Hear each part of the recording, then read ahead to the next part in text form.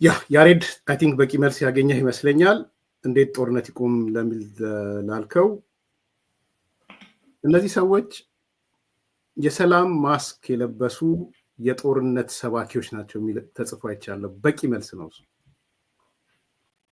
የጦርነት ማስክ አንዳንዶቹ ሰላም ሰባኪም ናቸው ብዬ አላምንም። ባይዘው ሲምቦሊክ ያረኩት ሰው እኔ ከምሬን ነው የምልህ አፈወርቅ የዛሬውን ስብሰባ በታሪክ ሳስታውሰው ማስታውሰው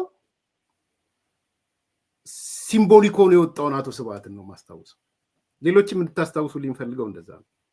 ሲምቦላይዝ ማድረግ እወዳለሁ እኔ ዩዥዋሊ የሆነ ነገርን ለማስታወስ ማለት ነው።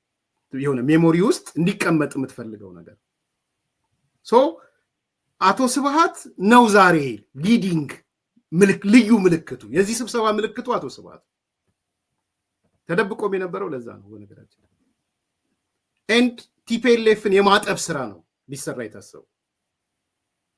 ቲፒኤልኤፍን የማንጻት ስራ ሊሰራ ነው የታሰበው የተደረገው። ቢኮዝ ቲፒኤልኤፍ መንጻት አለበት፣ መታጠብ አለበት። አጣቢዎቹ ደግሞ ትላንትና ናዚ ነበረ እንዲህ ነበረ የሚሉት ናቸው ሊያጥቡት መምጣት ያለባቸው። ሚዲያቸውን ማስተላለፍ ያለባቸው እነሱ ናቸው። ይሄ ነው ትልቁ ፖይንት ለኔ። ስለዚህ ሰላም የሚሰብክ ጦርነት ይቁም የሚሉ ሰዎች ሳይሆኑ በጦርነት ይቁም ሽፋን ጦርነት የሚሰብኩ ሰዎች ናቸው ሲምቦሊክ ሆነው የመጡት። ያሬድ ይህንን ነው ልንል የምንችለው። 1984 በደንብ አንብበው ሄድና ያሬድ መንግስቱ ቅድም ያነሳነውን ኮንሴፕት ይገልጸዋል ብዬ ስላሰብኩ ነው። በደንብ አስቶታል አፈወርቅ። ጦርነት በተግባር የሚፈጽሙ የሚያቅዱ ሰው ፊት ሲመጡ ግን ሰላም የሚሰብኩ ጦርነት ይብቃ የሚሉ። ኢሳያስ አፈወርቂ ጦርነት ሲሰብክ ሰምተው ታውቃለህ? ያሬድ ሰምተው ታውቃለህ? የቀጠናው ጦርነት ጠማቂ ግን ኢሳያስ አፈወርቂ ነው፣ እኔ አይደለሁም። የዚህ ያዘጋጆቹ ሰዎች የሚናገሩት የነበረ ነው። አሁን ተሳስተናል ካላሉ በስተቀር ዋነኛው የጦርነት ጠማቂ ዋነኛ የኢትዮጵያ ጠላት ኢሳያስ አፈወርቂ ነው የሚል ከዋና አዘጋጆቹ ስንሰማ የነበረው ነው። ቀልብሰውት ሊሆን ይችላል አላውቅም። አንድም ቀን ኢሳያስ አፈወርቂ በአንደበቱ ወጥቶ ጦርነት ናፋቂ ነኝ፣ ጦርነት ቀስቃሽ ነኝ፣ ጦርነት ሲል ሰምተዋል? ላትሰማውም በፍጹም ልትሰማችን። የአሁንም ያው የመጨረሻ የኦሮሞ ህዝብ ላይ ያነጣጠረ የጦርነት አዋጅ ሲያውጅ እንኳን ኦሮሞ ህዝብ ላይ ጦርነት አውጃለሁ ብሎ አይደለም የመጣው። የጦርነት ሰባኪዎች ጦርነት ይቁም ምናምን ብለው ሊመጡ አይችሉም። ማለት ጦርነት ይፋፋም ብለው ሊመጡ አይችሉም። ስለዚህ እዚህ የተሰበሰቡ ሰዎች አንደኛ በተግባራቸው፣ ሁለተኛ በሚያደርጉት ነገር ውስጥ ነው የምታየው። በቃ ቀላል እኮ ነገር ተናገርኩ እኔ። ከ2 ቀን በፊት ደረሰኝ መግለጫ የጠለምት ማንነት ምናምን ወንዝ ተሻግረው ገብተውብናል፣ ምሽግ እየቆፈሩ ነው፣ ሰዎቻቸውን አስገብተዋል፣ በቅርብ ቀን ጦርነት ይከፍቱብናል። እነማን? እነ ስብሃት። ጦርነት ለመክፈት ስምምነት አደረጉ ካላመንክ በስተቀር ያሬድ አስመራ ድረስ ሄደው በነፃነት ስም በተደረገ ስብሰባ የህወሓት ፖለቲካ ኃይሎች ሚሊቴሪ ኃይሉ ሄዶ የጦርነት ስምምነት ነው ተስማምቶ የመጣው። የማመን ጉዳይ ያለማመን ጉዳይ አንተ ነው። በአደባባይ ነው የሰማን ያለ ነው። ተጣምደናል፣ ከዚህ በኋላ ተጣምረናል ያሉን በአደባባይ ነው። ይሄ በአደባባይ ፎቶግራፍ የሚወጣ ቪዲዮ የሚወጣ እነ ጀነራል ምግበይ እየተባለ ይታያል ቪዲዮ ላይ እነ ስብሃት ምን እያደረጉ እንደሆነ ምን እያቀናጁ እንደሆነ አጋልጠናል። ምን አይነት ስራ እዚህ ኢሳያስ ሻቢያ ምን ቅድመ ሁኔታ እንዳስቀመጠባቸው ምን አይነት ጦርነት የሚባል ጄኖሳይድ የሚባል ምናምን እንዳታነሷት ይሄን ታረጋላችሁ ብሎ ተቀብለው እሺ ጌታዬ ብለው የጦርነት ስምምነት ከጀርባ የሚስማሙ ሰዎች ናቸው። ከጀርባ ጦርነት ተስማምቶ የሚመጣ አካል ዛሬ መጥቶ ጦርነት ይቁም የሚል ውስጥ ልናገር ነው ሲለኝ እኔ ከሄድኩ እኔ ነኝ ጅሉ፣ እኔ ነኝ ቂሉ። ቂል ደግሞ ለሆን አልፈልግም። ስለዚህ የአንደበቱ የሚናገረውና በተግባር የሚፈጽመው የተለያየ ነው ያሬድ። ምናልባት ክሊር ኮንፊውዝ ከሆንክ ማለት ነው። ይሄ ደግሞ 1984 ቅድም ያልነው አዲስ አነጋገር የሚባለው ኒውስፒክ የሚባለው ጦርነት ሰዎች ጦርነትን አይሉም ሰላም ነው የሚሉት። በዛ አንጻር ነው። ሁለተኛ ቅድም ስታነሳ ነበረ እኔ አሚን የዚህ እናት ፓርቲ መሰለኝ የሱ ሰው ያነሳው ነገር ሌላኛው ደግሞ ሲምቦሊክ ሆኖብኛል። እናት ፓርቲ እና አሚን በጣም የሚገርሙ ነገሮች ነው ያነሳው። አንድ ሁለት ነገሮች አንደኛ ቅድም አፈወርቅ ስላነሳው የሰሜኑ የትግራዩ ጦርነት የተጀመረው እና የጀማሪው ለኳሹ ህወሓት ነው ያለው። ባይዘው በግልጽ ነው ያስቀመጠው እናት ፓርቲ። ደብል ስታንዳርድ የሚሆነው ለዛ ነው። ይሄ ስብሰባ ያሬድ እንድትረዳ መንታ የሚሆነው አንዱ የተጋበዙ ተናጋሪዎች እንኳን አገር ቤት ስላሉ ምን ሊሆን ይችላል የተጋበዙ ተናጋሪዎች እንኳን የጦርነት ለኳሹ ቲፒኤልኤፍ ነው ለማለት አላፈሩም። በነገራችን ላይ በዚህ አጋጣሚ በሚዲያ ላይ ወጥተው የለኮሰው ህወሓት ነው ሰሜን እዝን በመምታቱ። ነገ ከነገ ወዲያ የእናት ፓርቲ የዚህ ስብስብ አካል ይሆናል አይሆንም እናያለን። ግን 14 ቁጥር ችካል መጥቶ ነው ሄደው የእናት ፓርቲ 14 ቁጥር አሁን ጥያቄው ለእናቱ ልደቱ የሚሆነው ጥያቄ ለምንድነው ቲፒኤልኤፍን ያላወገዛችሁት የሚል ጥያቄ ይመጣባቸዋል። ለምንድነው ያላወገዛችሁት? ቢኮዝ እናት ፓርቲ መጥቶ 1 ሚሊዮን ያለቀበት ጦርነት መሰረታዊ መንስኤው ቲፒኤልኤፍ ነው ብሎ ደምድሟል። ካውንተር መልስም የለም እንዳየሁት። ኢቭን ሚዲያ እንግዲህ ሆስት የተደረጉት አብዛኛው የትግራይ ብሔርተኞቹ ጋር ሆስት ያደረጉትን ጨምሮ ለ2 ዓመታት የገነቡትን ኔሬቲቭ ድምጥ ማጡን አጥፍቶባቸው ነው ሄደው። በነገራችን ነገ ከነገ ወዲያ ሪያክት ሊያደርጉ ይችላሉ ያን ይዘው መጥተው። ግን እናት ፓርቲ በ14 ቁጥር ሚስማር መጥቶ የሄደው ሰሜን እዝ በመመታቱ የ1 ሚሊዮን ሰዎች ጦርነትም እልቂትም መሰረታዊ ምክንያቱ ቲፒኤልኤፍ ነው ያለው። ዛሬ የተሰበሰቡ ሰዎች ቲፒኤልኤፍን ማውገዝ ነበረባቸው። ውሸት የምትሉ ከሆነ ልትሰሙ እድል እሰጣለሁ። ለማድረግ አጭር ንግግር የመረጥኩት ድረስ ነው። የተከበራችሁ በሀገራችን ኢትዮጵያ ውስጥና በተለያዩ ዓለማችን ጥግ ሆናችሁ የመርሃ ግብሩ የታደማችሁ ኢትዮጵያ ወገኖች የአክብሮት ሰላምታዬ በያላችሁበት ይድረሳችሁ። በጥንታዊ ስልጣኔ የምትታወቅና ከ3000 ዓመታት በላይ ስርዓተ መንግስት ዘግታ የምትተዳደረው ሀገራችን ኢትዮጵያ በጥንታዊ ስልጣኔና መንግስትነት ከሚታወቁ ጥቂት ዓለማችን ሀገራት ተርታ ብትሆንም ዛሬ ላይ የምትታወቀው በዚህ አኩሪ ጎኗ ሳይሆን በተከታታይ 10 ዓመታት ባጎናጸፋት አሉታዊ ገጽታዋ ነው። ወቅትን እየጠበቀ በሀገራችን የሚከተለው ድርቅ ዝናብ ጠብቆ የግብርና ስራውን በሚያካሄደው ወገናችን ላይ በሚያሳርፈው አለንጋ ሀገራችን ላይ በተደጋጋሚ ጊዜያት የተከሰቱ የረሃብ አደጋዎች ሀገራችን ኢትዮጵያ የረሃብ ተምሳሌ ተደርጋ በዓለም እንድትታይ ምክንያት ሆኖ እንደነበር የቅርብ ጊዜ ትውስታችን ነው። የውጭ ወራሪዎች በተደጋጋሚ ጊዜያት ሊያደርሱብን የሞከሩትን ጥቃት ተከትሎ ሀገራችን በታሪኳ በተለያዩ ጊዜያት ጦርነት ውስጥ ገብታ ወራሪዎችን እንዳያመጣጣቸው ስትመልስ ኖራለች። በሀገር ውስጥ ለኤርትራ መገንጠል በቀዳማዊ ኃይለ ሥላሴ ዘመን የተጀመረው የእርስ በርስ ጦርነት ከደርግ ወደ ስልጣን መምጣት በኋላ በህወሓት ኦብነግ ወዘተ ተቀጥሎ ዛሬ ድረስ የዘለቁት የእርስ በርስ ጦርነቶች ባለሙያዎች ጥናት አድርገው ግኝታቸውን የሚገልጹ ሆኖ በእኛ እይታ ከዓለማችን ለተከታታይ 10 ዓመታት በእርስ በርስ ጦርነት ውስጥ በመሆን ረጅም ጦርነት እያካሄድን ያለን አገር ሊያደርግ እንደሚችል ጥርጥር የለኝም።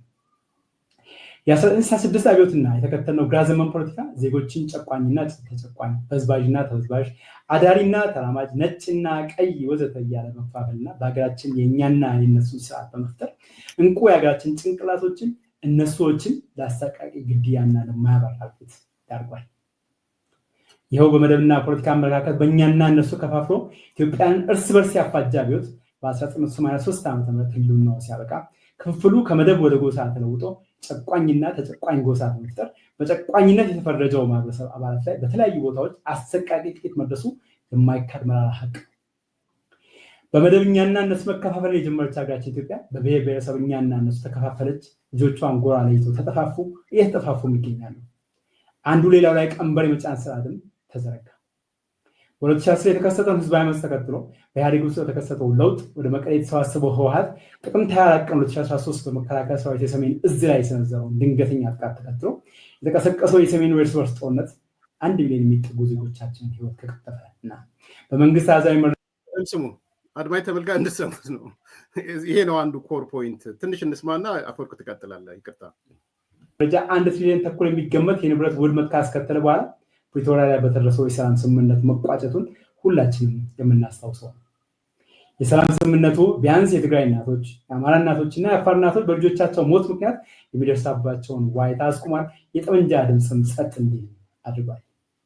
የኦሮሞ ነፃነት ግንባር ከኤርትራ ወደ ኢትዮጵያ መግባት ተከትሎ የደረስንበት ስምምነት አልተከበረም በሚል ምክንያት ቀድሞንም ወደ ሀገር ሲገባ ያልፈታውን ትጥቅ ይዞ ወደ ኦሮሚያ ገጠራማ አካባቢዎች የዘለቀው የኦሮሞ ነፃነት ሰራዊት ከፌዴራል መንግስቱ የጸጥታ ኃይሎች ጋር ላለፉት 5 ዓመታት በላይ እያካሄደ ያለው ውጊያ የኦሮሚያ ክልል ነዋሪዎችን ደፋክቶ በሁለት አገዛዝ ስር እንዲወድቁ አድርጓል። ከሁለቱም ወገን በህዝቡ ላይ የሚደርሰው ግፍና ሰቆቃ በክልሉ የሚኖሩ ህዝባችን ዕለት ዕለት የመከራ ጽዋ እንዲጎነጭ አድርገው ሲሆን ቀደም ሲል በተጠቀሰው የጨቋኝ ተጨቋኝ ትርክ ጨቋኝ ተብሎ በተፈረጀው ጎሳ አባላት በአማራው ማህበረሰብ ላይ ደግሞ በተለያዩ ጊዜያት የጅምላ እልቂት እንዲደርስ ሆኗል። ቲንክ ይበቃል። 3 ነገሮች ነው ያየሁት እዚህ ሰውዬ ጋር። አንደኛ የሰሜኑ የትግራዩ ጦርነት የጀመረው ቲፒኤልኤፍ ነው፣ ህወሓት ነው፣ ለኳሹ ህወሓት ነው። የለኮሰበትም ደግሞ ሰሜን ዕዝን ቀድሞ በማጥቃቱ ነው። 1 ሚሊዮን ሞት መንስኤውም ቲፒኤልኤፍ ነው የሚል በደንብ አስረግጦ ነው የተናገረው። ሁለተኛ የኦሮሞ ነፃነት ግንባር ትጥቅ መፍታት ነበረበት። ትጥቅ ሳይፈታ ወደ ኢትዮጵያ መግባት ትክክል አልነበር እንደገባኝ ከሆነ። ስለዚህ ይሄ ኃይል አሁን ትጥቅ አለመፍታቱ የፈጠረው ችግር ነው የሚል። ሶስተኛ አማራ እየተገደለ ነው ጨቋኝ ተጨቋኝ በሚል። እዚህ ደግሞ የሚለው ጨቋኝ ተጨቋኝ እየገደለ ያለው መንግስትን ብቻ አይደለም፣ ባይዘው የኦሮሞ ነፃነት ሰራዊት ወይም እሱንም ጨምሮ ነው በጨቋኝ ተጨቋኝ እየገደለ ነው ያለው። አሁን እኔ እዚህ ጋር ያየሁት የቴዎድሮስ ዳግማዊ ቴዎድሮስ የመምጣት ራዕይም አለው። እሱንም ለጊዜው ልትሆና ምንድን ነው የሚያመላክተው? እዚህ ውስጥ ከአገዛዝ ጋር የተሳሰረ ነው ወይ? አይ ቲንክ አንዱ ኮር ፖይንት የሚመስለኝ እሱ ነው። አፈወርቅ ቀጥል። አይ ቲንክ እዚህ ውስጥ እኔ የተወሰነ ነገር ብቻ ነው ማንሳት የምንችለው። ምክንያቱም ቅድም እንዳልነው ነው። አሁን ለምሳሌ ዶክተር ደብረጽዮን እዚህ መድረክ ላይ ኖረው ይሄ ሰውዬ ይሄንን ቢናገር ዝምታ ኦልሬዲ ሳይለንስ ኢዝ አክሰፕታንስ በሚለው ተርሚኖሎጂ ወይም ደግሞ በሚለው አባባል ዶክተር ደብረጽዮን ሰሜን ዕዝን አጥቅታችሁ ነው ጦርነቱን የጀመራችሁት ሲባሉ በዝምታ ያልፉት ነበር። አሉላ እንዳለፈው ወይም ደግሞ ቴዎድሮስ እንዳለፈው በዝምታ ያልፉት ነበር። ለኔ አብዛኞቹ እዚህ መድረክ ላይ እንትን የተባለው ዋነኛው ነገር ምንድነው? በቃ ሌትስ ሊቭ ዘ ፋይት ፎር አናዘር ዴይ እንዳለው ቅድም በቃ ምንም ነገር ኢንተርጀክት ላለመደራረግ በቃ ሁሉም የሚለውን አጌንስት ቢመራውም ቢጣፍጠውም ለመዋጥ ከዚህ በኋላ ሞራል አለ። በዚህ ደረጃ በሚዲያ መተናግሮ ምን ብሎ ሰሜን ዕዝ ነው መንስኤው ምናምን የሚለውን ነገር እያለ ልክ ነህ። እኔም ቢሆን ምናልባት ሌሎቹ ቢኖሩ ኖሮ ሪያክት ያደርጉ ነበረ ብዬ በሳይድ ብለው ያነሱ ነበር ብዬ አስባለሁ። ግን ዜሬኒ ሞራል ከዚህ በኋላ በእናት ፓርቲ በተነሳው ደረጃ ሪስፖንስ ያልተሰጠው የህይወት መሰረት የፖለቲካ መሰረት እሱን አድርገው ቆይተ ማለት ነው። አምኖት እኔ ፐርሰኖቹ ግለሰቦች አለ እያነሳ ያለሁት ዘሆል ኔሬቲቭን ነው እያነሳ ያለሁት። በሞራል ትልቁ የእኛ ስተት የሚሆነው እውነቱን ለመናገር የእኛ ስተት የሚሆነው በሞራል እነዚህ ሰዎች ጀጅ ማድረግ አትችልም። ነገ መጥተው ይሄንን እንትን አድርገው ሊናገሩ ይችላሉ ወይ እኚሁ ሰውዬ ቀርበው አይ በተሰጠኝ ምክረ ሀሳብ መሰረት ህወሓት እንዳልጀመረው ተረድቻለሁ ሊሉም ይችላል። በዚህ ሰርክል ውስጥ ራሳቸውን ለማቆየት ከፈለጉ መጥተው እኔ ተሳስቼ ነው ሊሉ ይችላሉ። ህወሓቶችም አይ አላግባብ ስማችን ጠፍቷል ብለው መግለጫ ሊሰጡበት ይችላሉ። አቶ አሉላም ሜቢ ወይም ደግሞ አቶ ቴዎድሮስም አይ በመድረኩ ላይ መድረኩ እንዳይረበሽ በሚል በዝምታ አልፈ ነው እንጂ የሞራል ጥያቄ እነዚህ ሰዎች አካባቢ ልታነሳ አትችልም። ቢኮዝ ዴር ኢዝ ኖ ሞራል የሚባል ነገር የለም። በየቀኑ እርስ በርሳቸው በቃ መጋዝ ተሸክሞ መሰላል እንደሚወጣ ሰው ናቸው። የረገጡትን እየቆረጡ ነው የሚሄዱት። ስለዚህ ለእኔ እውነቱን ለመናገር ስለ ሞራል እነዚህ ሰዎች ጋር ማንሳት አይቻልም። ሞራል አላቸው ወይ? ሲጀምርም የላቸው፣ ሲመጡም በኋላ ላይ የፈለጉትን ማለት ይችላል። ግን እኚህ ሰው ያነሷቸው ነገሮች የሚነግሩን ነገሮች ምንድን ናቸው ከተባለ ቅድም ያየናቸው ለምሳሌ እሳቸው ሜይ ቢ ቴዎድሮስን ይናፍቃሉ፣ ዳግማዊ ቴዎድሮስን፣ ሌሎቹ መለስን ይናፍቃሉ፣ ሌሎቹ ኃይለማርያምን ይናፍቃሉ። ለእኔ አንድ ትውልድ ሞቷል የምለው በተለይ በእንደኛ አይነት በወጣትነት ወይም ደግሞ በጎልማሳነት እድሜ ላይ ያለ ሰው ለእኔ ወደኋላ መናፈቅ ሲጀምር ትውልድ ሞቷል ብዬ ነው። ወደኋላ መናፈቅ ሲጀምር፣ ምክንያቱም በእጁ ላይ ያለው ፊክስ ሊያደርገው የሚችል ነገ እያለው ሊኖረው የሚችል ዛሬ እያለው ወደኋላ ተመልሶ ማለት ፖለቲካን እናውቃለን እንደው መሰረተ ትምህርትም ቢሆን የሆነች ቦታ ጋር አስኳላ ነገር ቀምሰናል የሚሉ ሰዎች ተመልሶ መለስን ተመልሶ ኃይለማርያምን መናፈቅ ከዚህ በላይ ሞት የለም ለአንድ ፖለቲከኛ። ያለፈ ስርዓትን ድንጋይ ተሸክሞ ማረኝ ከማለት በላይ ሞት የለም። እኚህ ሰው ዛሬ የሚናገሩት ማዋለድ የሚፈልጉት የፊውዳል ስርዓትን ነው የሚመስሉት። ዋናው መሰረታዊው ነገር እዚህ መድረክ ላይ የፈለግከውን ቀርበ ብትናገር በነፃነት ስም ነው ይህንን ሊነግሩን ሊያስረዱን የሚሞክሩት። እረዳለሁ። አሁን ለምሳሌ ነገ መጥተው ሁሉም ሰው ሀሳቡን በነፃነት ያቀርቧል ነው ሊሉን የሚችሉት። ይገባኛል ምን ሊሉ እንደሚችሉ ቢኮዝ ረጅም ጊዜ አብረናቸው ስለቆየን እናውቃቸው። ነገ ይመጡና በነፃነት ሁሉም የፈለገውን ሀሳብ ተናግሯል። በዚህ ፕላትፎርም ላይ እኮ ህወሓት እኮ ጦርነቱን ጀምራለች ተብሏል። 5 ዓመት ምናምን ይላሉ እኚህ ሰውዬ። ከ5 ዓመት በፊት ኦላ እንደዚህ አድርጎ ምናምን ይላሉ። ኦላ ነው ጦርነት እንደዚህ መንግስት ላይ ጀምሮ ምናምን ይላሉ። የዛሬ 5 ዓመት አቶ ጀዋር ይህንን ኢንተርቪው የሰጡት ኦልሞስት የዛሬ 5 ዓመት 6 ዓመት አካባቢ። ስለዚህ ኦላ ያንን ጦርነት ሲጀምር አቶ ጀዋር አይ መንግስት መውጋት ተገቢ አይደለም እያሉ ነበር። ጫካ ሲገባ የተገባልኝ ቃል አልተፈጸመም ብሎ ይላሉ። አሁን ለምሳሌ እኚህ ሰው ኦላ ከኤርትራ ሲገባ የተገባልኝ ቃል ስላልተፈጸመ ጃልመሮ በቅርብ በሰጠው ቃለ መጠይቅ ላይ ምንድን ነው ያለው? እነ ዳውድ መቀበል የሌለባቸውን ቅድመ ሁኔታ ተቀብለው ተስማምተው ነው የገቡት። የሪፈረንደም ጥያቄ እንዳታነሱ፣ ህዝብ ራሱን ድል በራሱ የመወሰን ጥያቄ እንዳታነሱ፣ መከላከያ ይፍረስልን የሚል ጥያቄ እንዳታነሱ፣ እነዚህ ነገሮች እንዳታነሱ ተብለን ተስማምተን ጃልመሮ ነው ይሄን የሚለው። ጠቅላይ ሚኒስትሩ በአስመራ በነበረው ድርድር ላይ ስለ ሪፈረንደም እንዳታነሱ፣ ራስን በራስ ማስተዳደር የራስን ድል በራስ የመወሰን ጉዳይ እንዳታነሱ፣ መከላከያ ይፍረስ የሚባል ነገር እንዳታነሱ፣ እነዚህን ተስማምተን የገባ ነው። ይሄንን ከተስማማችሁ ምን አደርግላችኋለሁ አሉ ሲባል ስልጣን ትጋራላችሁ፣ በክልልም በፌዴራል መንግስት ውስጥም ስልጣን ትጋራላችሁ፣ ቢሮዎቻችሁን እንመልስላችኋለን፣ በሰላማዊ መንገድ የምትታገሉበትን ላይሰንስ ፈቃድ ታገኛላችሁ። የቱን ያልተፈጸመላችሁ? ይሄንን ያለው ብለው ጃልመሮ ነው የሚለው። ስለምን ያልተፈጸመ እንትን ምክንያት ተርጎ ጫካ የተገባው? ስለዚህ ጃልመሮ በዚህ ኢንተርቪው ላይ የሚለው ምንድነው? እነ ዳውድ ይሄንን የተቀበሉ ጃልመሮ ይሄንን በንዴት የተናገረው መቼ መሰላችሁ? በሰሞኑን ኦፌኮና ኦነግ በጋራ ተነጋግረው የሆነ ስብሰባ አድርገው ነበር። በዛ ስብሰባ ላይ ከመንግስት ጋር አብረው ለመስራት ተስማምተዋል ምናምን የሚል ነገር ወጣ። ግን ኦላ ወጣና ማስጠንቀቂያ ወጣ። ያንን ማስጠንቀቂያ ተከትሎ ጃልመሮ ወጥቶ በአደባባይ ላይ ቃለ መጠይቅ ሰጠ። እነዚህ ዛሬ ኦነግ ነን ብለው የሚሉ ሰዎች እነ ዳውድን ማለት ነው፣ እነ ጃል ዳውድ ይብሳ ይሄንን መንግስት ያቀረበላቸውን ኦፈር ተቀብለው ወደ ሀገር ውስጥ የገቡት። ስልጣን አጋራቸዋለሁ ብሎ ስልጣን አጋራቸው፣ ቢሮ ሰጣቸዋለሁ ብሎ ቢሮ ሰጣቸው፣ ላይሰንስ ይሰጣቸዋል አላቸው፣ ላይሰንስ ሰጣቸው። ምን እንዳትጠይቁኝ አላቸው? ስለ ሪፈረንደም እንዳታነሱ፣ የራስን ዕድል በራስ መወሰን የሚባል ነገር እንዳታነሱብኝ፣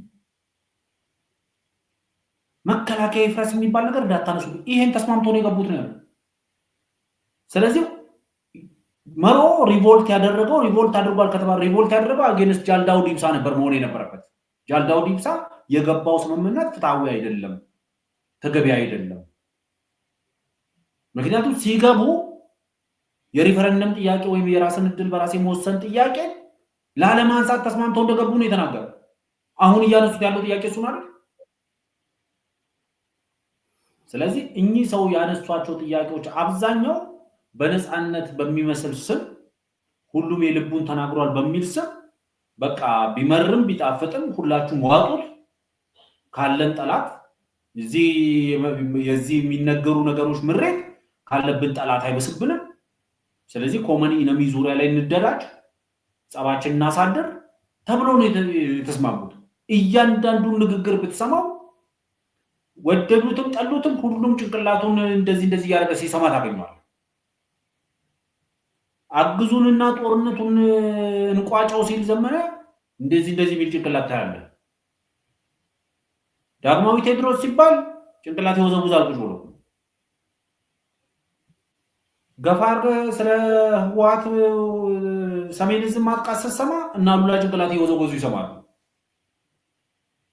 ጭንቅላት መወዝወዝ ለህንዶች እንደሚሰራው የስም ነው ማለት ነው እንደሚባለው ጭንቅላት መወዝወዛቸው እንደዛ ከሰራ አላውቅም ነው ለምን አልወዘወዝኩም እንዳይሉ ማለት ቪዲዮውን መቼም ኤዲት ያደርጉታል ብዬ ተስፋ አላደርግም። እውነቱን ለመናገር ግን ዋናው መሰረታዊ ነገር እዚህ ውስጥ የቀረቡት ሰዎች የሚናገሯቸው ንግግሮችን ለሰማ ሁሉ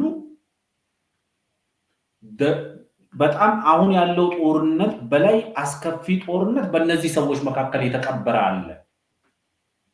በቃ ኦልሬዲ ያሳደሩት ጦርነት አሁን ካለው ጦርነት የከፋ ነው እያሳደሩታል። ቀላሉ ነገር እኮ መሆን እኮ ይችል የነበረው እኮ እነዚህ ሰዎች ጋንጋፕ ማድረግም ከፈለጉ ለታጠቁ ኃይሎች የፖለቲካና የዲፕሎማሲ ድጋፍ ማድረግም ከፈለጉ ፋይናንስ ማድረግም ከፈለጉ እኮ ሰብሰብ ብለው ተነጋግረው በቃ ስርዓቱ ዲሞክራሲን ሊያዋልድ አልቻለም፣ ነፃነትን ሊያዋልድ አልቻለም፣ ፍትሃዊውን አስተዳደር ሊያነብር አልቻለም። ስለዚህ እንነጋገርና እኛ ልዩነቶቻችን ንፍታ፣ ደን ያንን ልዩነታችንን ፈተን ስርዓቱን እንታገለው ማለት እኮ ይቻላል። ነገ ይላል ልዩነቱን መፍታት ግን አልፈልግም። ተንብየ ነው ለመሄድ አፈወርቅ ነገ እሱ ይመጣል ብዬ ስለማስብ ነው።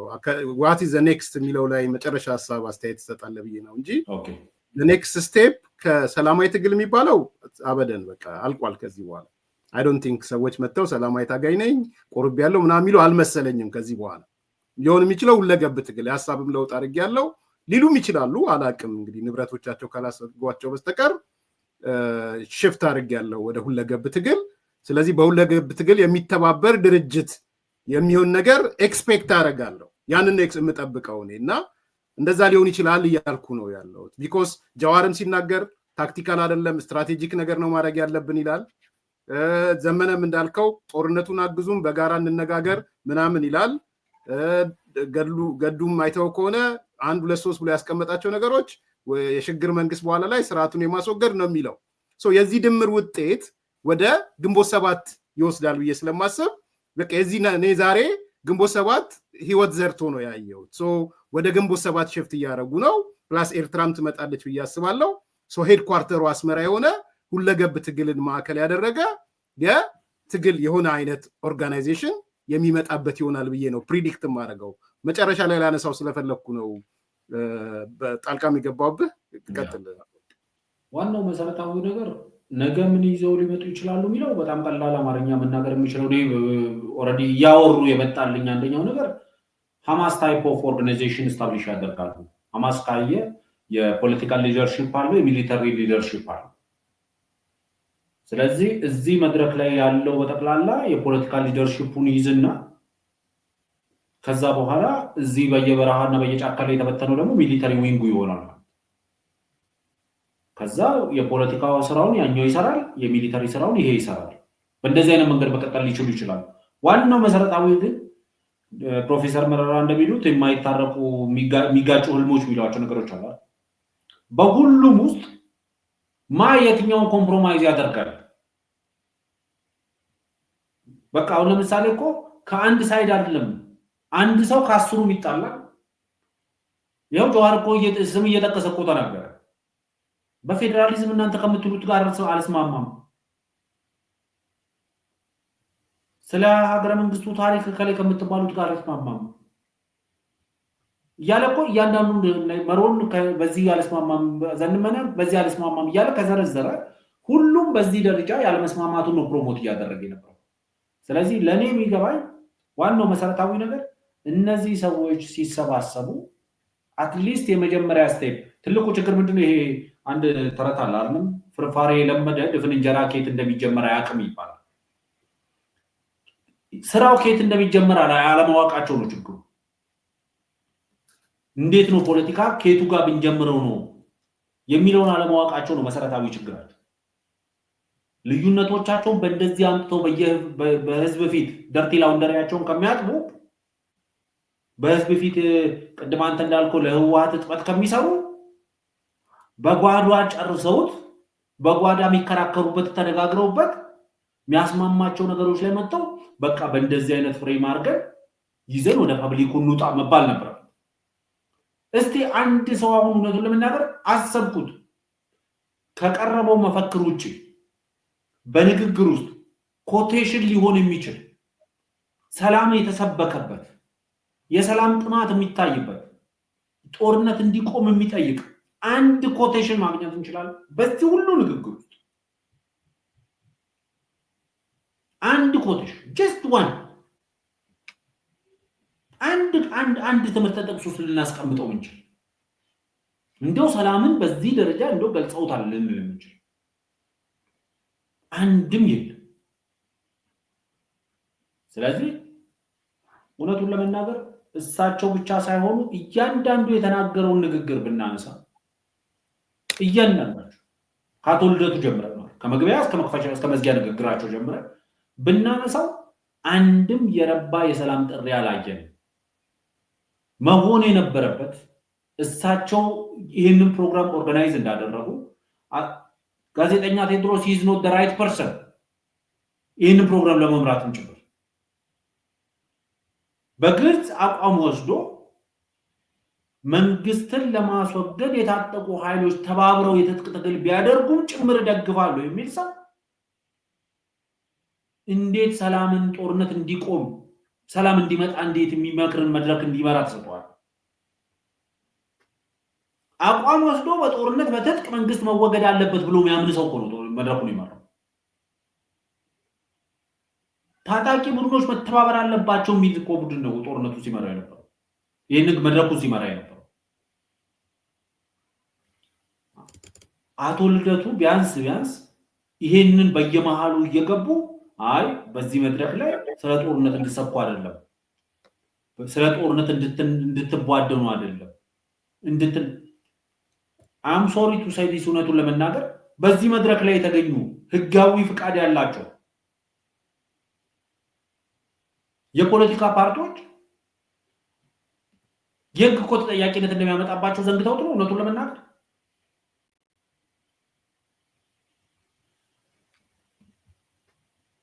ከዘመነ ጋር እኮ ነው ስብሰባ የተቀመጡት በኢትዮጵያ ህግ አሸባሪ ተብሎ ከተፈረጀ ድርጅት ጋር ከነመሮ ጋር እኮ ነው የተቀመጡት አሸባሪ ከተባለ ድርጅት ጋር አይ ቲንክ እንደዘመነ እንኳን በአሸባሪነት አልተፈረጁም ቢያንስ ግን በአገሪቷ ህግ ተጻሮ ህገ መንግስትን ለመጣል ህገ መንግስታዊ ስርዓትን ለማፍረስ የትጥቅ አመጽ ይዞ ከሚንቀሳቀስ ድርጅት ጋር ስብሰባ ቁጭ ብለው እኮ ነው በመንግስት ላይ ሲያሴሩ ነበር ይሄ ሳይገባቸው ቀርቶ ነው ይሄ ወንጀል መሆኑ ሳይታወቃቸው ቀርቶ ነው ማለት እኛ በሰላማዊ መንገድ ለመታገል ፍቃድ ወስደን በሀገር ውስጥ እየተንቀሳቀስን ነው እኛ በተገኘንበት መድረክ ላይ ጦርነት ሊሰበክ አይገባም የጦርነት ነጋሪት ሊጎሰም አይገባም ማለት ሲገባቸው ቁጭ ብሎ ጭንቅላታቸውን ያወዛወዙ ይሰማል ነገ ተጠያቂነት ሲመጣ አፈና ነው ብሎ ይመጣል በጣም የሚገርመው እንዴት ጦርነት ይቆም ማለት መደገፍ ያቀታቸዋል አቶ ጀዋር በቅርብ ፌስቡካቸው ላይ ከ20 ምናምን ሰዓት በፊት የጻፉትን ሳይ የመንግስት ባለስልጣናት የመንግስት ደጋፊዎች እንዴት ጦርነት ይቆም ማለት እንዴት መደገፍ ያቀታቸዋል ይሄ ነው ጦርነት ይቆም ማለት ይሄ ነው እውነቱን ለመናገር እንደው በዚህ መድረክ ላይ የተነገሩ ንግግሮች ናቸው ጦርነት ይቁም ማለት ለኔ ዋናው መሰረታዊ ነገር በጦርነት በሰላም ስም ጦርነት መፈለግ ነው ጦርነትን ማቀጣጠል ነው ጦርነትን ማራገብ ነው የጦርነት ነጋሪት መጎሰም ነው ትልቁ የዚህ ፕሮጀክት አልቲሜት ጎሉ ምንድነው ከተባለ ጦርነትን ማዋለድ ጦርነትን ኢንቴንሲፋይ ማድረግ ነው ጦርነትን አይፈቴ ማድረግ ነው ይሄ የማን ኢንተረስት ነው እንደ አቶ ልደቱ ሻቢያን የረገመ ግለሰብ በፖለቲካ ደረጃ አላየውም ምርጥ ጠብደል የሆኑ ቃላትን እየመረጡ ነው ግን አሁን ያደረጉት ነገር ለሻቢያ ፌቨር እየሰሩ አይደለም እሳቸው ባዘጋጁት እሳቸው ባቀናበሩት መድረክ ላይ አይደለም ወይ ጦርነት ሲሰበክ ነው ነገ መተው እኔ ሰላማዊ ትግል ነው ምደግፈው ሊሉ ነው ወያ ምክንያቱም ይሄንን ስብሰባ ሲዘጉት እጅግ ስኬታማ ስብሰባ ነው ብለዋል ኦልሞስት ከግማሽ ሚሊዮን ህዝብ በላይ የተመለከተው ስብሰባ ነው ብለዋል አንዳንዴ በሰልፍ ላይ በታክሲ ተራ በኩል ስታልፍ ታክሲ ተራው ላይ የተሰለፉ ሰዎች በተከላላ የሰልፉ አባል አርገት ቆጥራል ይባላል ገብቶ እግረ መንገዱን አይቶ ለ30 ሰከንድም ለ1 ደቂቃም ለ2 ደቂቃም አይቶ የወጣውን ሁሉ ቆጥራል ይሄ በሚሊዮን የሚቆጠር ህዝብ ተመልክቶኛል ልትል ትችላል እስቲ እነዚህ ሰዎች ይነስም ይብዛም የሀገራችን ዜጋ ናቸው ዜግነት እንጋራቸዋለን ሀገር እንጋራቸዋለን ማንነት እንጋራቸዋለን አትሊስት they have a stake በኢትዮጵያ ፖለቲካ ውስጥ ብለን የሰማንም ሰዎች አሉ ይሄ ሁሉ ተቆጥሮ አብዛኛው ማክሲመም ለምሳሌ ቪው ላይ የነበረው ላይቭ ቪው ላይ የነበረው ማክሲመም 14000 ሰው ኮንስታንት ሆኖ ሲመለከት ነው ማክሲመሙ ሲታይ ሌላው ገብቶ ወጥቷል ይሄናውን የተለያየ ምክንያት ለማቅረብ ይሞክራል የተለያየ ምክንያት ኢንተርኔት እንደዚህ ተደርጎ ኢንተርኔት ወደዛ ሄዶ ወደዚህ መጥቶ እሱን ቶ ዋናው መሰረታዊ ነገር የአንድ ፕሮግራም ውጤቱ ምንድነው ከተባለ ሚለካው በውጤቱ ሚለካው የታሰበው ዓላማ በበቂ ሁኔታ ዲሊቨር ተደርጓል ስንት ሰው ሰምቶታል ሰላም በበቂ ሁኔታ ተሰብኳል ጦርነት በበቂ ሁኔታ ተረግሟል ዲሞክራሲ ተሰብኳል አንድም ሰላምን የሰበከ አንድም ጦርነትን የረገመ አንድም ዲሞክራሲን ፕሮሞት ያደረገ ሰው አታይ ጦርነትን ሲሰብክ ነው ያለው በሰላም ሽፋን በሰላም ፊቱን እየሸፈነ የሰላም እርግብ እያራገበ ነው ጦርነት ሲሰብክ ነበር እና እኔ በሰው በናፋሱ ያለኝ ሐሳብ ነው እናጠቃለው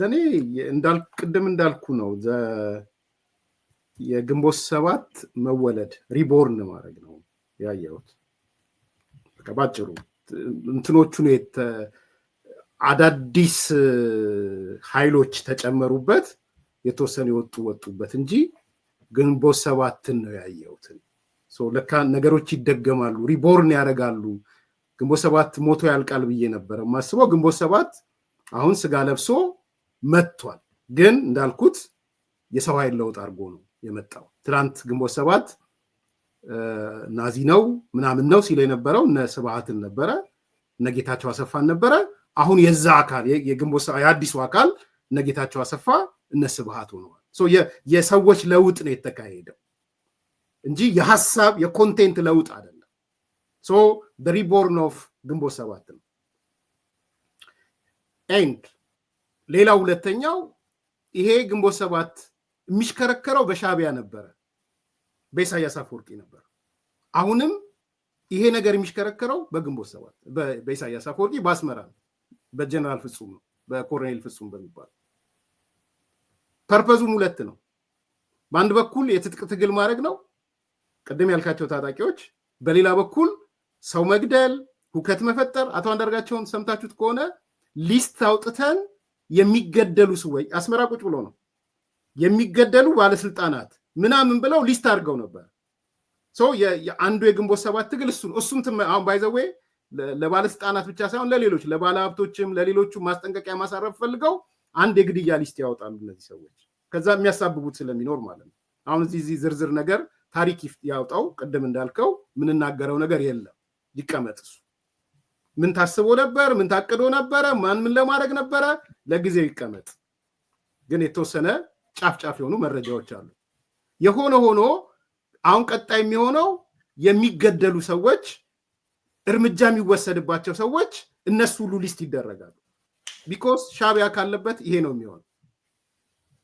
ስብሃት ነጋ ካለበት ይሄ ነው የሚሆነው። ምክንያቱም ስብሃት መጨረሻ መጥቶ አስተያየት እናጠቃለዋለን ኮሚቴ አቋቁሙ ይላቸዋል። በነገራችን ኮሚቴ መመስረት አለብን ይላቸዋል። ያ ኮሚቴ የጋራ ኮሚቴ መመስረት አለበት። ምክንያቱም ስለ ምንድን ነው የሚያነሳው? ከኪራይ ሰብሳቢነት፣ ሙስና፣ ከውጭ የሚመጣ ስጋት ወዘተ ብሎ ኮሚቴ ተቋቁሞ እያንዳንዱ ኮሚቴ መስራት ያለበት ምንም እየነገረን ያለው ግልጽ ነው። ስብሃት ኮሚቴ ሲል ምን እያለ እንደሆነ ሲምቦሊክ ስለሆነ። ስለዚህ እኔ ግንቦት ሰባት ተወልደዋል የሚል እምነት አለኝ። ያ ካራክተሮች ደግሞ እናያለን። ያኔ ግንቦት ሰባት በነበረ ሰዓት ኦልሞስት ከፊል መንግስት ነበረ። በነገራችን ላይ ውጭ ላይ የስደተኛ መንግስት ልትለው የምትችለው አይነት ባህሪ ነበር የነበረው። አድራጊ ፈጣሪ ነው፣ እንትን ነው፣ ማድረግ የሚችለው እንደ ያደርጋል ወዘተ። ይሄ አንዱ ነገር ነው። ሁለተኛ አሁንም ግልጽ ይሁን፣ ህብረተሰብን የማታለል ስራ ነው እየተሰራ ያለው። ዲሲቭ ነው እየተደረገ ያለው። ለህብረተሰብን የማታለል ውስጥ እኔ ጠርሙስ አላጋጭም፣ አልጠጣም አብረን። ህብረተሰብን ዲሲቭ የምታደርገው ምንድን ነው? ሰላም እያልክ አንደበት ሰላም ነው የሚለው፣ አክቹዋሊ ግን ጦርነት ነው። ምናልባትም ቅድም ያልኩት የሁለገብ ነው የሚሆነው። እዛ ውስጥ አጠቃላይ ስለተሳተፉት ነው የማወራው። እንዳልከው አገር ቤት የሰላማዊ ትግል ምናምን ያሉ ዳሳብቱ ዘም በዚህ አይነት ፕሮጀክት ውስጥ ይሳተፋሉ አይሳተፉም፣ እጣ ፋንታው እነሱ ነው የሚሆነው። ነገር ግን ኢንብሮድ ካየነው ህብረተሰብን የማታለል ዲሲቭ የማድረግ ስራዎች ናቸው የተሰሩ። ይሄ ደግሞ ዲሲቭ የማድረግ ጉዳይ ብዙ ነንበሩ ምናምን ብዙ አስጨንቀኝም። 10 ሚሊዮንም ቢያዩ ትልቁ ነገር ኮንሴፕቹዋሊ ምንድን ነው የታሰበው የሚለው ነው። እና አይ ቲንክ በማጠቃለያ እናንሳው። ግን የስብሃት መጨረሻ ላይ ያላትን እንደው እንደ መውጫም ለእኔ እንዳልኩት የዛሬው ስብስብ የስብሃት ሲምቦሊክ ነው ብዬ ስለማስብ ሆን ብዬን የደጋገምኩት። ትንሽ እናሰማው ስብሃትን ከፈቀድክልኝ።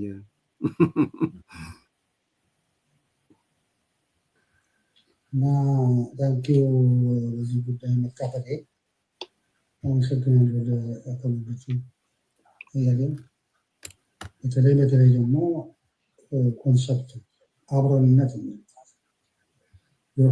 አብሮነት በምን ጉዳይ የሚለው ነው መጠቆም ፈልጋለሁ።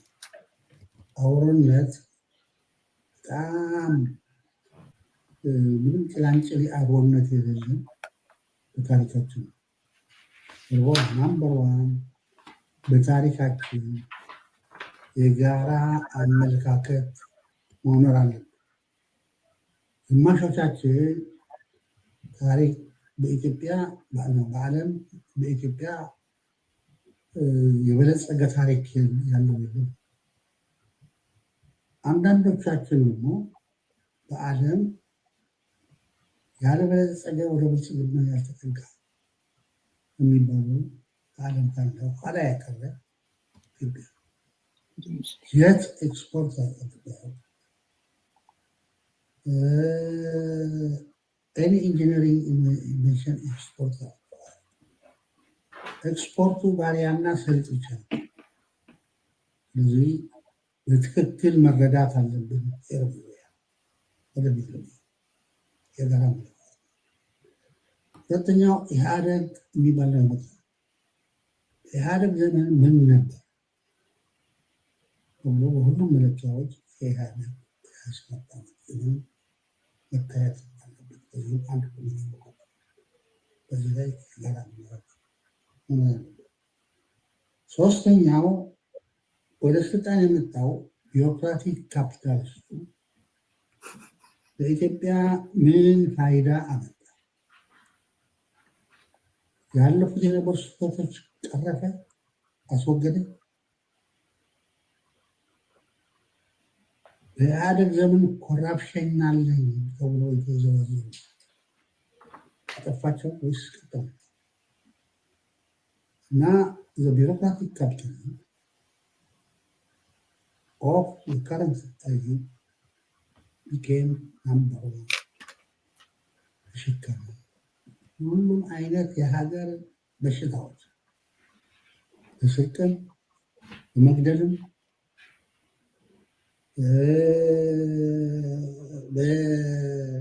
በዲሞክራሲ መቅበርም ሁሉም አይነቶች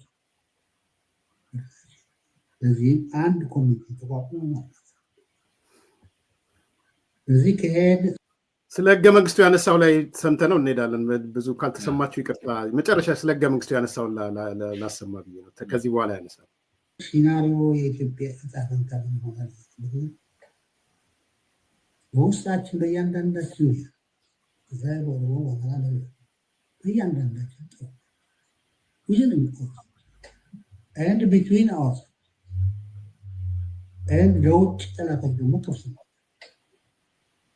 ሰላሳ ውጭ ሀይሎች ቻቸው በጥቅሞች እና ሲናሪዮ ሁኔታው ሲናሪዮ ፕሮጀክት እናደርግ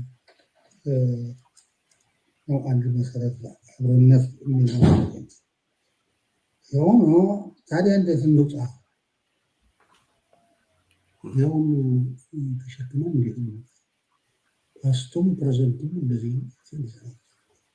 የሚለው ህገ መንግስቱና ሀገር ኢፌዴሪ ኢትዮጵያ ጉጉትና ልቅቀት ያለው ስህተት አንቀጽ 104 እና 105 ማንኛውም መፍትሄ ያለው በህገ መንግስቱ አብሮ ነው። ምንድን ከህገ መንግስቱ ውጭ ምንም ነገር ነው። ህገ መንግስቱ ያጠና ያስተምር። ሌላው የህገ መንግስቱ የምን አይነት ስርዓት ነው? ይበቃል። ለእኔ እንዳልኩት አራስ ዲ እንዳለ የዚህ ስብስብ አይኮኒክ ልዩ ምልክት መገለጫ አቶ ስብሃት ነጋ ነው። ሆን ብዬ ነው ያነሳሁት። ሲምቦሊክ ነው። በቃ ከዚህ በኋላ ይሄን በማህበራዊ ድረገጽ የተጀመረ ሰላማዊ ሰልፍ ምናምን ተብሎ ሳስብ ስብሃት ነጋ ነው። ይህን ስብሰባ ሳስበው ስብሃት ነጋ የሚባል ሰው ነው ፒክቸራይዝድ የማደርገው ሲምቦሊክ የማደርገው። እና ግን ከዛ በኋላ የተናገራቸው ነገሮች አሉ። ኢህአዴግ እንዴት ነበር ብለን እንገምግም ማለት ኢህአዴግንም አርሙ። እነዚህ ቅርታ የጠየቃችሁ ሰዎች ማረን ያላችሁ ሰዎች ኢህአዴግን ማረን በሉ ነው አሁን ስብሃት መጥቶ። አይ ቲንክ እንግዲህ እንዲህ ልጆች ኖት ኦንሊ መለስ ማረን ኃይለማርያም ይቅር በለን ብቻ ሳይሆን ኢህአዴግ ማረንም ማለት አለባቸው ብዬ አስባለሁ። አንድ ይቅር በለን የሚለው ነው። እሱ ነው አንዱ አስረግጦ ሄደው ኢህአዴግን መመርመር አለባችሁ ምን ነበር ኢህአዴግ የሚለው። ሁለተኛ ወደ ስልጣን የመጣው ቢሮክራቲክ ካፒታሊስት ምን አመጣ የሚለውም ደግሞ ሲምቦላይዝ ያደርጋል። ሶስተኛ መውጫ መንገዳችን ህገ መንግስቱን ማክበር ብቻ ነው።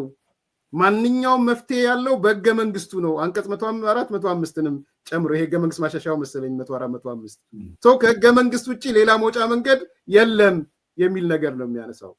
እና ይሄ አማራ ጠላቴ ነው ትግራይ ጠላቴ ነው ምናምን የምትሉ ሰዎች አቁሙ ይላል። ስላልተሰማ ነው። ማብቃት አለበት። ይሄ የህዝብ ንቃተ ህሊና መምጣት ህዝቡንም ይንቀዋል። ባይዘው ንቃተ ህሊና ገና ነው የኢትዮጵያ ህዝብ አይነት ህሳቤ ነው ያለው።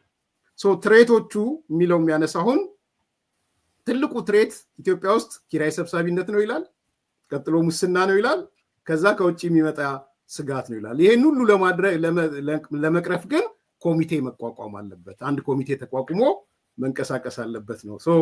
በስብሐት እናጠቃል ውይይታችንን። አፈወርቅ ስለ ስብሐት ማለት እኔ እውነቱን ለመናገር ስብሐት ዙሪያ የሚያጠነጥን ፖለቲካ ይኖረናል ብዬ አስቤያለሁ። ኦልሬዲ የስብሐትን ፖለቲካ ተሻግረናል ብዬ ነበር ማስበው። ጀስት they start ሪሳይክል ማድረግ ጀምሯል። በቃ ማለት ሼልፍ ታይሙን የጨረሰ ኤክስፓየር ያደረገ ጥይቱን የጨረሰ ዝናሩን ባዶ ያስቀረን ግለሰብ አምጥታ ሪሳይክል እያደረገ ነው። የእነዚህ ሰዎች ማረት መጨረሻው ይሄ ከስብሐት ፖለቲካል ቡራኬ ለመቀበል እየተቀመጠ ነው። ካፒታሊስት ዓለም ላይ ቁጭ ብሎ ካፒታሊስት ሀገር ላይ ቁጭ ብሎ ቢሮክራቲክ ካፒታሊዝም ይረግማል። ዛሬ አሁን ኢትዮጵያ የገጠማት ችግር የኪራይ ሰብሳቢነት ነው ይላል። ሙስና ነው ኢትዮጵያን የገጠማት ችግር ይላል። እኔ ኦልሬዲ የጭንቅላት ችግር ስላለበት ሜቢ ሰውየው ስቲል ስልጣን ላይ ያሉ ይመስለዋል መሰለኝ። ማለት ከተወሰነ ዓመታት በፊት እኮ ኦልሬዲ ህወሓት ስልጣን ላይ በነበረችበት ጊዜ እኮ at the end of the tunnel ያለው ተስፋ ይሄ ልማታዊ ባለሀብት ቴክኦቨር ያደርጋል ስልጣንን እኮ የሚል ሰው ነው ማለት ነው። ማለት ልማታዊው ባለሀብት ፖለቲካል ስልጣኑን ይቆጣጠራል። ይሄ የልማታዊ መንግስት ትልቁ አቺቭመንቱ ህልሙ ይሄ ዴቨሎፕመንታል ስቴት ያለው ሀገር ልማታዊው ባለሀብት ኢምፓወር ያደርጋል፣ ልማታዊው ባለሀብት ፖለቲካውን ይቆጣጠራል ብሎ ያስብ ነበር። በሊትራል ቋንቋው የቡርዣ ስርዓት ይፈጠራል እያለ የቡርዣ ስርዓት ከመፈጠሩ በፊት ቢሮክራቲክ ካፒታሊዝሙን ተጠቀም ነው። አሁን እንግዲህ ከዛ አሁን ህወሓት ማዕከላዊ ኮሚቴ ወይም ስራ አስፈጻሚ ተሰብስቦ ሀገሪቷ ምንድነው የገጠማት ሲባል ሁሉ ጊዜ በመድረክ የማይጠፋ ቃል ኪራይ ሰብሳቢነት፣ ሙስና ምናምን እና መፍትሄው ምንድነው? ኮሚቴ ማቋቋም ነው። በቃ ይሄ ነው ማለት ቪዲዮ ቢኖርና ደስ ባለኝ ብናጋራው አንድ ጥሩ ጨዋታ አዋቂ አለ አይደል?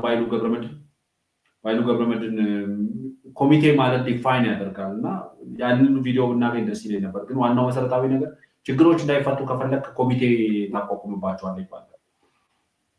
አሁን ትልቁ ችግር ስብሐት በዚህ ውስጥ አሁን ስለ ሰላም ምንድነው የነገራቸው? እንዳልከው ጀስት ኤስቴቲክ ኦር ሲምቦሊክ ቫልዩ ይኑሮ ብሎ ካላመጣው በስተቀር እንደው መድረኩ ላይ ተገኝቶ ዳይሬክት ዲሊቨር ያደረገው ቢሆን ኖሮ እሺ ችግር የለውም ልትል ትችላለህ። ሪካርድድ ሆኖ ቀድሞ ቀርጾ ነው የላከው። አብዛኛው ሰው የሱ ንግግር ሲለቀቅ ለቆ ወጥቷል። ካየው ምንድነው ምክንያቱ? ይሄው እዚህ እየጠየቁ ነው። እነ ጀዋር ምናምን ለቀው ወጥተው አሉ። በቃ ወረድ ያው ስብሰባው ረግጦ ወጥቷል። ነው የስብሰባው ሴንትራል እንትን ስብሐት ነው። ለምን ለቁ ይወጣል? በቃ ምክንያቱም ይሄንን መብታቸውን ነው ማስጠበቅ የቻሉት። ስብሐት እንዳይመጣብን ማለት አይችሉም። ግን በቃ መጨረሻ ሴትል ያደረጉት በቃ እኛ ስብሐት ሲመጣ ለቀን እንወጣለን በሚል ሴትል አደረጉ።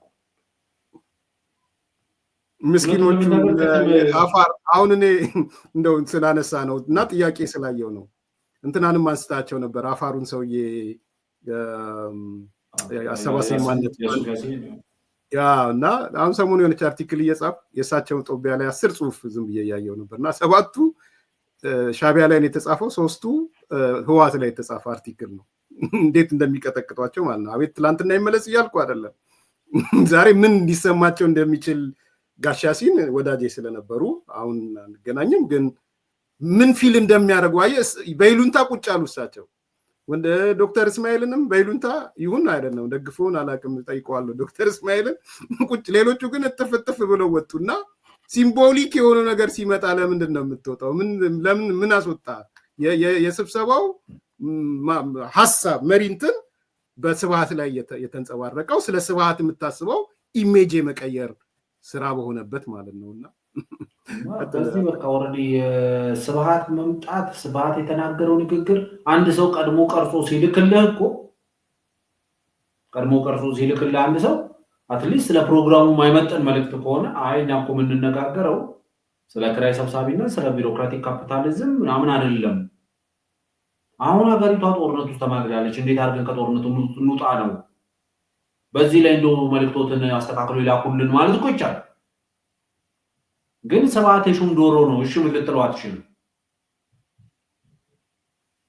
በቃ ኦልሬዲ እሱ መዝጊያ ንግግር ማድረግ ነበረበት። በቃ እሱ የእሱ መተላለፍ አለ በግዴታ። ሌሎቹ ያስጠበቁት መብታቸው በቃ ቢያንስ እሱ ሲመጣ ፊታችን እንዳይታይ ብሎ ወጥተዋል። ብዙ ቦታ ጋር አሁን ለምሳሌ አንዳንዶች ወጣ ገባ እያሉ ነበር እንትን ሲያደርጉ የነበረው። የስብሐት ኦልሞስት ወደ 4 ሰው አካባቢ ነበር መሰለኝ የቀረው፣ 4 ሰው 5 ሰው አካባቢ ነው የቀረው። አቶ ልደቱም ያው ጋባዥ ስለሆኑ ወዴት ይወጣሉ በሚል ነው እንጂ እዛቸውን ቁጭ ብሎ ይሰማሉ ብዬ አላስብም። እውነቱን ለመናገር ግን ዋናው መሰረታዊ ነገር በዛሬው ስብሰባ ላይ ቅድም ከአንድ ወዳጅ ጋር ቁጭ ብለን እየሳቅን ነበርና መንግስቱ ኃይለማርያምንም ኤክስፔክት እናድርግ ወይ እያልን ነበር። በዚህ መድረክ ላይ አቶ ስብሐት መገኘት ከቻሉ፣ ሌሎች ሁሉ በዚህ መድረክ ላይ መናገር ከቻሉ ጓዱ ኮሎኔል መንግስቱ ኃይለማርያም ቢጋበዙ ምን ቁጭ ብሎ የዋት ሰዎች ላይ ሰሙ ነው? ሻዕቢያ እውነት አሁን ከጓዱ መንግስቱ ጋር ካለው ጸብ ባሰ ከጠቅላይ ሚኒስትር አብይ ጋር ቢፍ ላይ ያለው እና እሳቸውን መጋበዝ ነበረባቸው። ችግር አልነበረውም። በዚህ መድረክ ላይ ቢጋበዙ ማንም ሰው እንትን አይልም። ሻዕቢያ አይፈቅድም። እኔ የኔን አሰምሽን እኮ ሻዕቢያ ነው ስብሐትን የላከው ብዬ ነው የማስበው። እና ሻዕቢያ አይፈቅድም ኮሎኔል መንግስቱ መጥተው እንዲናገሩ። እንደዛ ነው የማስበው። አሁን ባለው ሁኔታ ትልቁ ጠላት አሁን ጠቅላይ ሚኒስትር አብይ አህመድ እና መንግስታቸው። ስለዚህ መንግስታቸው የጠቅላይ ሚኒስትር አብይ መንግስትን አጌንስት ቆሜ ይናገራሉ ካሉ ኮሎኔል መንግስቱ ኃይለማርያምም ብዙም የሚሏቸው ሰው አይመስለኝም እውነቱ ለመናገር። ግን ዋናው መሰረታዊ ነገር በዚህ መድረክ ላይ የተሰበከ ሰላም አለ ወይ ነው። በዚህ መድረክ ላይ የተጠየቀ ጦርነት እንዲቆም ተጠይቋል ወይ? አትሊስት እንደው አቶ ልደቱ እዚህ ቦታ ላይ የተገኙትን የታጣቂ ቡድን አዛዦች፣ መሪዎች እንዴት ነው ይሄ ጦርነት ሊቆም የሚችለው? ከጦርነት በመለስ 1 ዓመት 2 ዓመት ተዋክታችሁ 3 ዓመት ተዋክታችሁ ከምታመጡት ድልና ዛሬ ላይ ተደራድራችሁ ከምታመጡት ድል እንደው ምንድነው ለመደራደር እንደው ቅድመ ሁኔታው ብሎ እንኳን ያልተጠየቀበት ስብሰባ። ስለዚህ ሰክሰሱ ለፎር ሰም ዩቲዩበርስ ሜቢ የገቢ ምንጭ ሆኖ ሊሆን ይችላል። 700-800 ሺህ ሰው ታየልኝ ሊባል ይችላል። ቁጥር ማውራት እዚህ ሀገር ብዙ ከባድ አይደለም። ግን አሁን መሬት ላይ ባለው ፋክት ግን በዓላማው እንስፈረው ከተባለ፣ በዓላማው ስኬት እንየው ከተባለ the only thing ያሳኩት the hidden agenda from day one እኛ ያወቅነው ጦርነትን ፕሮሞት ማድረግን ተሳክቶላቸው ሰላምን ግን አልሰበኩም። ጦርነት እንዲቆም ጥሪ አላደረጉ። መንግስት በቃ ሁሉም ነገር መንግስትን ብሌም አድርጎ መንግስትን እጅግሩን አስሮ መሳሪያውን አዘቅዝቆ ሰራዊቱን ወደ ካምፓስ ገብቶ ወንበሩን አስረክቦ ይውጣልን ነው በቃ ጥያቄ። ይሄንን ነው የሰላም ጥሪ የሚሉት። የትኛውም ዓለም ይሄን ሊቀበል አይችልም። ስለዚህ መንግስት ኃይልን የመጠቀም ስልጣን በእጁ ላይ እስካለ ድረስ ኃይልን ተጠቅሞ ችግሩን መፍታት ይኖርበታል። ባለፈው በአንድ መድረክ ላይ አንድ ምሳሌ ተጠቅሜ ነበር። በኦሮምኛ ምን ይባላል መሰለ? ሳን ኦኮሌዲ ዲ ኦኮቴ እንዲዱ የሚባል አባባል አለ። ማለት አንድ ላም ሰው የሚኖረው አልቦ ወተት ለመጠጣት ነው እና ኦኮሌ ማለት ማለቢያ ማለት ነው። ማለቢያዋን እምቢ ያለች ላም መቀቀያ ማሰሯዋን እምቢ አትልም ማለት ነው። ታርዳ ትበላለች። ስለዚህ መንግስት ያለውን የሰላም አማራጭ በሙሉ አቅርቦ ካልሆነ ያለው አማራጭ ጦርነት ነው። ፒስፉል ዌይ አለ ወደ ሰላም የምትሄድበት ሰላማዊ መንገድ አለ ወደ ሰላም መሄጃ መንገድ። ተገደህም ደግሞ አንዳንዴ ደግሞ ወደ ሰላም የሚያደርስ የጦርነት መንገድ ይሆናል። ለኔ መንግስት ደጋግሞ የሰላም ጥሪ ያቀርባል። ከዚህ በላይ መንግስት ምን አድርጎ እንደሚብለጦር ለሰላም እንደሚያንበረክኩት አልገባኝም። አቶ ልደቱ ለመንግስትን አስገድደን ለሰላም እጅ እንዲሰጥ እናደርጋለን ሲሉ ከዚህ በላይ ምን አድርጎ ነው እጁ ይሰጠው? ምን ያድርጋው? ከዚህ በላይ the only thing አብን እንዳለው የኢንደራሲዎች ምክር ቤት የህዝብ ተወካዮች ምክር ቤት ተሰብስቦ የሰላም አዋጅ ማወጅ ብቻ እኮ ነው የቀረው። ጠቅላይ ሚኒስትሩም የጦር አዛዦቹም ሚኒስትሮቹም የመንግስት ከፍተኛም መካከለኛም ባለስልጣናት በተገኙበት መድረክ ላይ እንደ ወዳጅም ቁጭ ብለን ስናወራቸው አብዛኞቹ በሰላም ይሄ ነገር በሰላም ነው ሊፈታ የሚችለው የሚለው ላይ ያቆማል። በግለሰብ ደረጃ ያለን በአደባባይ መጥተው ተናግረዋል።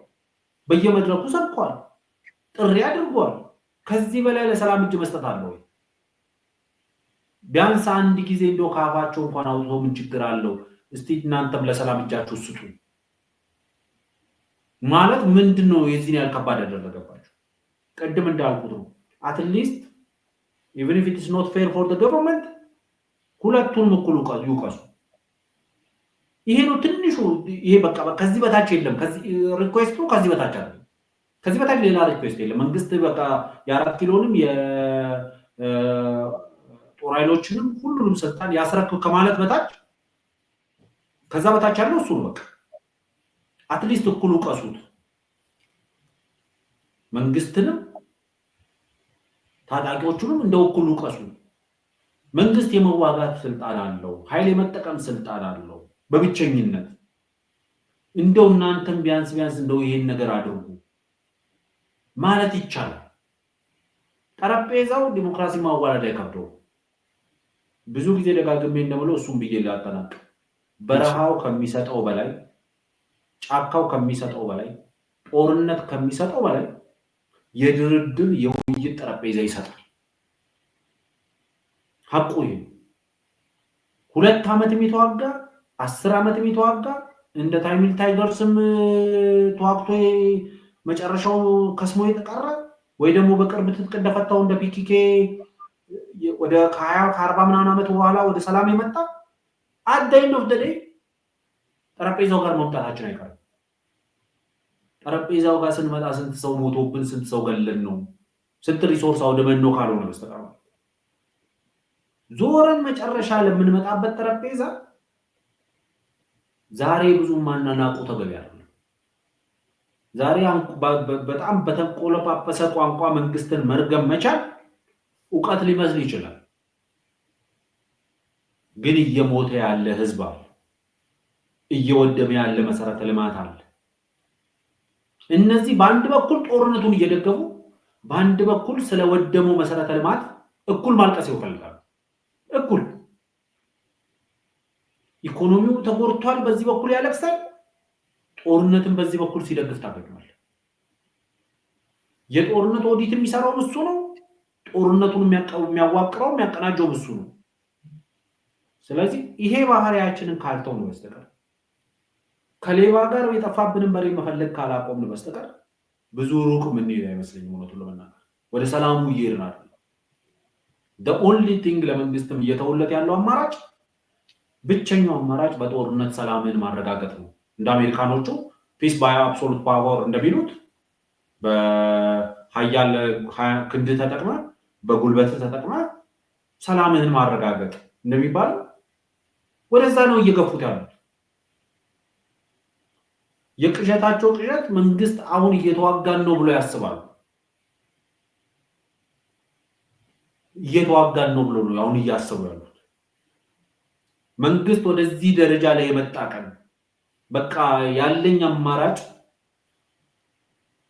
መከፈል ያለበትን መስዋዕትነት ከፍዬ ሆነ አስከፍዬ ይሄን ነገርን ባጭር መቋጨት ነው ብሎ ወደ ጦርነት ሲመጣ እንደ ባዕድ ሀገር ይዋጋል። ያኔ ነው ጦርነቱ ትክክለኛው ጦርነት የሚመጣው። ስለዚህ ለኔ ቆም ብሎ ማሰብ ነው። ሰላም ማንንም አይከስርበትም። በሰላም ውስጥ ሁሉም ያተርፋል ብዬ ነው ማስበው። ያ አንዳንድ ሰዎች ስብሃትን እንዴት ይጋበዛል በጣም አስነዋሪ ነው ምናምን ሲሉ አይቻለው ነው። አይ ቲንክ በደንብ አልገባችሁም ማለት ነው ፖለቲካውን። ስብሃት ተጋብዘው አይደለም፣ ስብሃት ባለቤት ነው።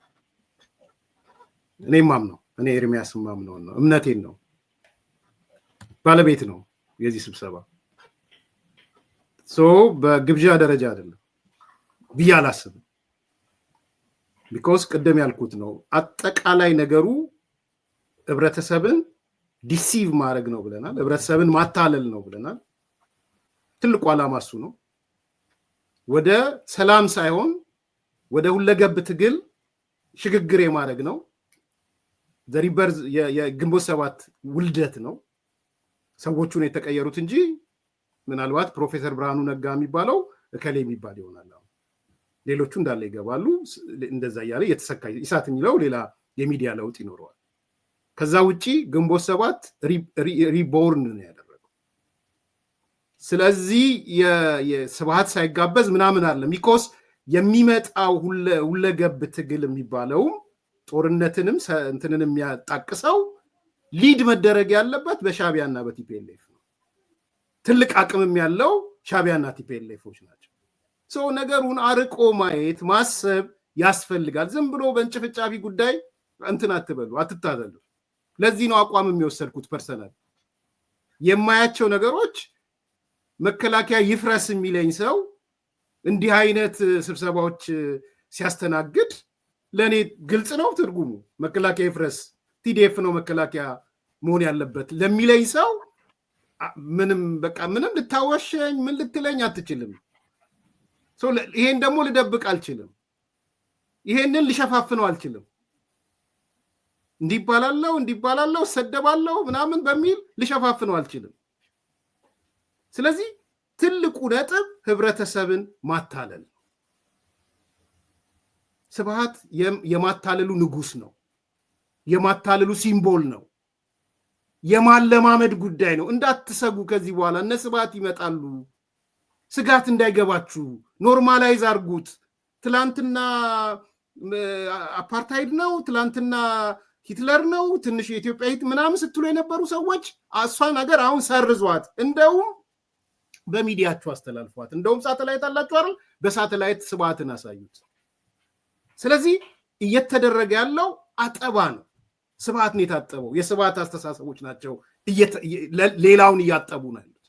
ትላንት ያስከውን አመለካከት መቀየር እንዳለብህ ማለት ነው። ይሄ ደግሞ ትልቁ ግብ መዳረሻው ጦርነት ነው።